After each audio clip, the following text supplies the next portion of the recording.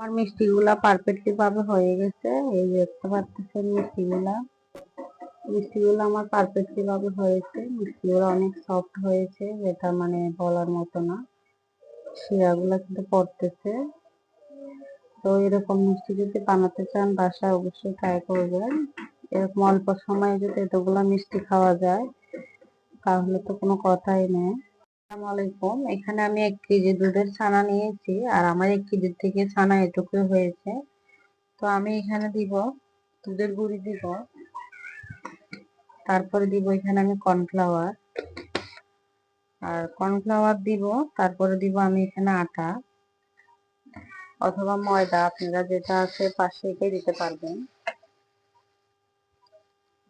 আমি 1 চা চামচ, 1.5 চা চামচের মতো দিয়ে দিব আটা, আর দিয়ে দিলাম আমি এখানে পাউডার গুঁড়ি দুধ, দিলাম কর্নফ্লাওয়ার। তো এগুলা ভালো করে মিক্স করে আমি মিষ্টি বানিয়ে নিব।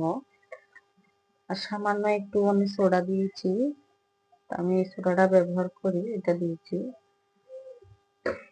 আবার এটা অতিরিক্ত দিতে যাবেন না, অতিরিক্ত দিলে কিন্তু মিষ্টিগুলা গলে যাবে। মানে শিরাতে ছাড়া মাত্র মিষ্টিগুলা গলে যাবে। শিরাটা বসিয়ে দিয়েছি, আর এখানে আমি 1 কাপ মানে 2 কাপ পানিতে 1 কাপ আন্দাজে চিনি দিয়েছি, যেহেতু আমার শিরাটা মিষ্টি অল্প হবে। 1 কেজি দুধের মিষ্টি কিন্তু বেশি হয় না, তো যে কটাই হয় আমাদের ফ্যামিলির হয়ে যাবে। তো ছানাটা বানানো সচরাচর সবাই জানেন, ভিনেগার দিয়ে বানাতে পারবেন, আবার লেবু দিয়ে বানাতে পারেন, সবাই জানে।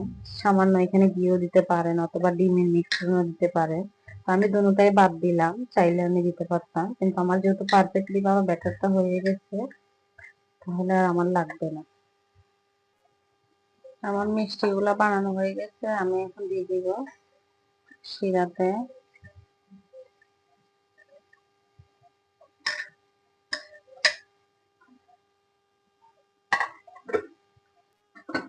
মিষ্টি দিয়ে আপনারা ঢাকনা দিয়ে রেখে দিবেন, কারণ এই মিষ্টিগুলো ফুলবে। আমার মিষ্টিগুলা হয়ে গেছে, মাশাআল্লাহ মিষ্টিগুলা অনেক টুকটুকে হয়েছে রসে। ভালো লাগলে আপনারাও বাসায় এভাবে মিষ্টি বানাবেন। আমি 1 কেজি দুধে আমার এই কয়টা মিষ্টি হয়েছে, তো আমার ফ্যামিলির হয়ে যাবে। মিষ্টি অনেকগুলা হয়েছে, আর শিরাটাও পারফেক্টলি হয়েছে। শিরাটা কিন্তু অনেক ঘন শিরাটা। ঠান্ডা হলে আপনাদেরকে আমি সাফ করে দেখাবো।